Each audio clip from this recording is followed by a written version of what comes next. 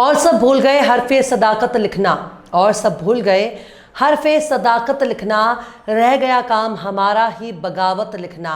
सलाम, नमस्ते, सत श्री अकाल। मैं हूं आपके साथ अश्विता मिश्रा और आप देख रहे हैं टाइम्स मेल।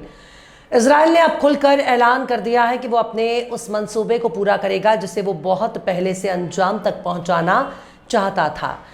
बस जबान पर वो बात लाने से बच रहा था, लेकिन मंगल के रोज नेतन्याहू ने सिक्योरिटी अफसरान की मीटिंग के बाद ऐलान कर दिया कि वो गजा पर अब पूरी तरह से कब्जा करेंगे, चाहे भले ही हमास के पास मौजूद इजरायली बंधक मारे ही क्यों ना जाए। यानी उनका सीधा सा कहना का मतलब है कि हम गजा पर कब्जा करना चाहते थे और अब कब्जा करने जा रहे हैं। इसके लिए हम पूरी तरह से तैयार हैं, चाहे बदले में इजरायली बंधक मारे ही क्यों ना जाएं। ये फैसला ऐसे वक्त पे लिया गया है जब वजीर आजम नेतन्याहू और इजरायली फौज के चीफ के दरमियान तलवार तन चुकी है। नेतन्याहू और इजरायली फौज के चीफ इयाल जामिर के बीच काफी ज्यादा तकरार बढ़ गया है। इयाल जामिर इजराइल की फौज के लिए नेतन्याहू का फैसला बहुत खतरनाक मान रहे हैं, यहाँ तक कि इसे खुद के लिए एक बहुत बड़ी मुसीबत के तौर पर देख रहे हैं। लेकिन इजराइल के वजीर आजम का कहना है कि वो गजा पर पूरी तरह से कंट्रोल करना चाहते हैं, चाहे भले ही हमास के कब्जे में मौजूद इजरायली शहरी मारे क्यों ना जाएं। लेकिन बात सिर्फ यहीं तक नहीं है। इयाल जामिर और हुकूमत के बीच 36 का आंकड़ा हो चुका है, यानी दोनों के बीच में इस हद तक तकरार बढ़ चुकी है कि इयाल जामिर पर बगावत का इल्जाम भी लगाया जा रहा है। और बगावत का इल्जाम कोई और नहीं लगा रहा, बल्कि इल्जाम लगाने वाला खुद बेन्यामिन नेतन्याहू का बेटा है। नेतन्याहू का बेटा याइर ने कहा है कि अगर इयाल जामिर बतौर IDF चीफ हुकूमत के हुक्म को नहीं मानते, गजा पर कब्जा करने से इनकार कर रहे हैं, तो फिर उन्हें अपने ओहदे से इस्तीफा दे देना चाहिए। और यही बात नेतन्याहू भी कर रहे हैं, यानी फिलिस्तीन पर कब्जा करने वाले एक कब्जाधारी इजराइल के नाम नेहाद वजीर आजम पूरी तरह से फिलिस्तीन पर कब्जा करने के लिए अपने ही आर्मी चीफ को मजबूर कर रहे हैं और हुक्म न मानने पर इस्तीफा मांग रहे हैं। लेकिन इजरायली फौज को बगावत का रास्ता दिखाने की शुरुआत नेतन्याहू के बेटे ने कर दी है। नेतन्याहू का बेटा ना तो कोई मंत्री है ना तो कोई नेता, उसकी पहचान सिर्फ इतनी है कि वो नेतन्याहू का बेटा है, इसलिए वो खुद को बहुत बड़ा नेता बनाने की अब भी उससे कोशिश कर रहा है। क्योंकि कल को अगर उसका बाप अपने चोरी चकारी और करप्शन की वजह से जेल चला गया तो नेतन्याहू का बेटा होने के तौर पर वो नेतन्याहू की गद्दी का वारिस बन सकता है। आपको बता दें कि नेतन्याहू और IDF चीफ के दरमियान गजा को पूरी तरह से कब्जे में लेने के हुकूमत के नए प्लान पर काफ़ी ज़्यादा तकरार हो गया है। इयाल जामिर ने इस फैसले को इजरायली फौज के लिए एक जाल बताया, यानी ये इजरायली फौज के लिए फैसला एक ट्रैप साबित हो सकता है। टाइम्स ऑफ इजराइल ने कहा कि नेतन्याहू और इयाल जामिर के दरमियान टकरार उस वक्त और ज़्यादा बढ़ गया जब नेतन्याहू के बेटे ने एक ट्विटर पर पोस्ट किया और IDF चीफ पर बगावत और तख्ता पलट का इल्ज़ाम लगाया। लेकिन नेतन्याहू के बेटे ने इल्ज़ाम को इयाल जामिर से मीटिंग के दौरान सख्त अल्फाज में एतराज़ किया है। इजराइल के सरकारी चैनल कान न्यूज के मुताबिक इयाल जामिर ने कहा कि ये क्या माजरा है, तुम मुझ पर हमला क्यों कर रहे हो, जंग के बीच में मेरे खिलाफ क्यों बोल रहे हो।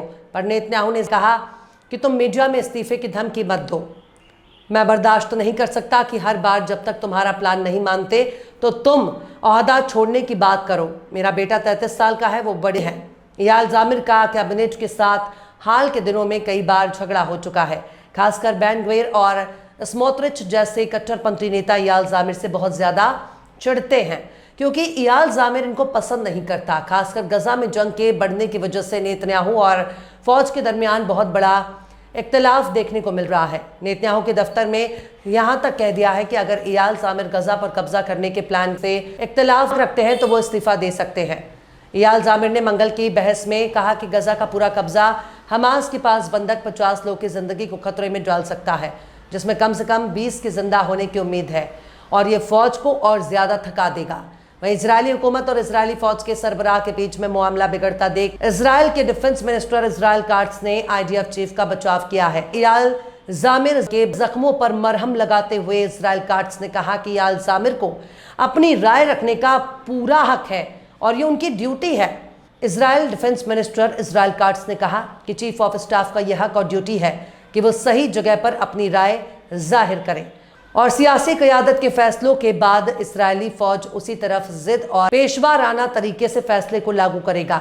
हालांकि वजीर आजम के दफ्तर ने एक छोटे से बयान में कहा है कि नेतन्याहू ने आज एक छोटी सिक्योरिटी मीटिंग की है जो तकरीबन 3 घंटे तक चली, जिसमें IDF चीफ ने गजा में जंग को जारी रखने के दूसरे ऑप्शन पर गौर किया। वहीं नेतन्याहू के जरिए गजा पर कब्जे का इरादा जाहिर करने के बाद इसराइल के भीतर नेतन्याहू के फैसले की पुरजोर मजम्मत हो रही है। इसराइल के भीतर बंधक के खानदान वालों ने हुकूमत के खिलाफ प्रोटेस्ट करना शुरू कर दिया। बंधक के परिवार वालों के अलावा अपोजिशन के मेंबर ऑफ पार्लियामेंट ने भी नेतन्याहू के इस फैसले की पुरजोर अल्फाज में मजम्मत की है, क्योंकि नेतन्याहू अपने शहरियों को कुर्बान करने के लिए ऐसा फैसला ले रहे हैं। अपोजिशन लीडर याइर लैपिड ने सख्त लहजे में कहा कि कैबिनेट और हुकूमत जिस रास्ते पर आ रही है, इससे सारे बंधक मारे जाएंगे, भूख, मारपीट, हिंसा या इसराइल फौज की कार्रवाइयों में मारे जाएंगे। उन्होंने ये भी कहा कि बदले में हम 20 लाख फिलिस्तीनियों पर हुकूमत करेंगे, उनके बिजली और पानी का खर्चा देंगे, इसराइल में टैक्स देने वालों के पैसे से उनके लिए स्कूल और अस्पताल बनाएंगे। तुम कब्जा करो, तुम खर्चा दो, उस वक्त से सब कुछ हमारे जिम्मे होगा। लैपिड ने कहा कि रिजर्व फौजी ड्राफ्ट से बचने की कीमत चुकाते रहेंगे, टैक्स देने वाले कब्जे की कीमत चुकाएंगे। उन्होंने वार्निंग दी है कि ऐसा कदम इसराइल को दुनिया में तन्हा और अलग थलग कर देगा और जंग के बाद दोबारा तामीर के लिए इलाकाई हिमायत की कोई उम्मीद नहीं बचेगी। डेमोक्रेट्स लीडर याइर गोलान ने सोशल मीडिया पर एक वीडियो में कहा, प्यारे माँ बाप, अपने बच्चों को देखो। अगर स्मोत्रिच और बेन ग्विर का परेशान और मसीहाई नजरिया पूरा हुआ तो तुम्हारे बच्चे और जो अब पहली क्लास में जा रहे हैं वो भी गजा में हमेशा की जंग में मरेंगे। पहले जनरल रहे गोलान ने बजालेल स्मोत्रिच और इतमार बेन ग्विर का नाम लिया और कहा कि ये दोनों फार राइट के लीडर हैं, पर ये कभी बंधकों को वापस लाना ही नहीं चाहते थे। गोलान ने कहा कि स्मोत्रिच और बेन ग्विर हमेशा गजा में कब्जा, बस्ती और फौजी हुकूमत चाहते थे। अपने जुनूनी ख्वाब को पूरा करने के लिए वो बंधकों और फौजियों को कुर्बान कर देंगे। उन्होंने कहा कि जो कोई उनके इस पूरे मसीहाई जुनून की मुखालिफत करेगा उसे फौरन गद्दार करार दे दिया जाएगा, जैसा वो अब IDF chief of staff Eyal Zamir के साथ कर रहे हैं, जिनकी वो पहले तारीफ कर रहे थे। एक बंधक की मां ने चैनल 12 को बताया कि बंधकों के खानदान इयाल जामिर के राब्ते में हैं और वो जानती हैं कि जामिर कोई ऐसा कदम नहीं उठाएंगे जिससे बंधकों की जिंदगी खतरे में पड़ेगी। उन्होंने कहा कि अगर हुकूमत जंग को उन इलाकों तक बढ़ाने का फैसला करती है जहां बंधक है, तो मैं उम्मीद करती हूं कि जामिर अपने ओहदे से इस्तीफा दे दें और साफ कहें कि मैं बंधकों को खतरे में नहीं डालूंगा। यानी कि इसराइल की आवाम अब इजरायली डिफेंस फोर्स के सरबराह से बहुत उम्मीद लगाकर बैठी है कि वो हुकूमत के इशारे पर काम ना करे, वो बंधकों की ज़िंदगी के साथ कोई खिलवाड़ ना करे। और हैरानी हो रही है कि जो इसराइल इन्हीं बंधकों को छुड़ाने के नाम पर गजा में हमास को मिटाने चला था, अब वो इतना पागल हो चुका है कि उसने अपने ही बंधकों को कुर्बान करने की तैयारी कर ली है।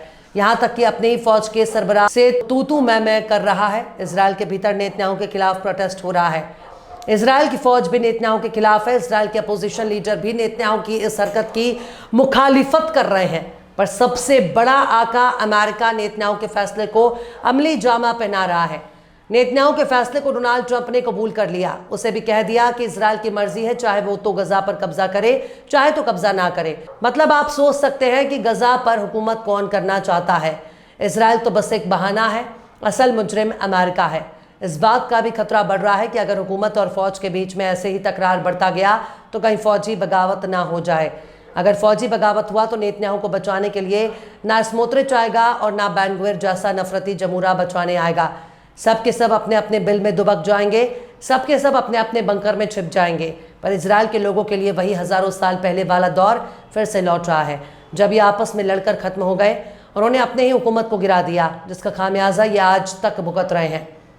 बहरहाल चलते चलते आखिर में बशीर बद्र ने भी क्या खूब फरमाया है, मैं बोलता हूँ तो इल्ज़ाम है बगावत का, मैं बोलता हूँ तो इल्ज़ाम है बगावत का, मैं चुप रहूँ तो बड़ी बेबसी सी होती है।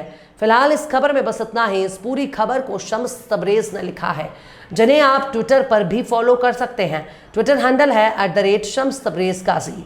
ये वीडियो आपको कैसा लगा कमेंट बॉक्स में ज़रूर से बताइएगा। वीडियो पसंद आए तो लाइक करें, शेयर करें और बेबाक निष्पक्ष स्वतंत्र पत्रकारिता को सपोर्ट करने के लिए आप हमारे चैनल टाइम्स मेल को ज़रूर से सब्सक्राइब करें और हाँ, बेल आइकन की घंटी वाली बटन आप ज़रूर से दबा दें ताकि आपको हमारे आने वाले नए वीडियो की नोटिफिकेशन फौरन ही मिल जाए।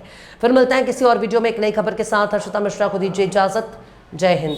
अगर अभी तक आपने हमारे चैनल टाइम्स मेल को सब्सक्राइब नहीं किया है तो जल्दी से सब्सक्राइब कर दें और बेल आइकन भी प्रेस कर दें।